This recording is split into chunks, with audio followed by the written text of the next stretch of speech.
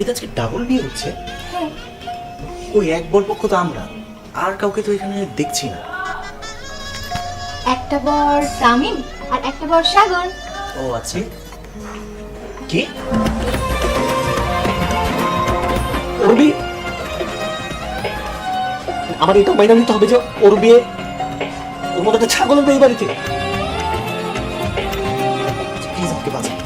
আমি তোরে কি বাঁচাবো? নিজেই তো বাঁচতে পারতেছি না। নিজে বাঁচতে পারলে তো আমি বাবু না তোকে কাজ করে আমার 5,000 টাকা বাবা এই বিয়ে করতে পারলে এই বিয়ে করলে আমি মেরে দেবো।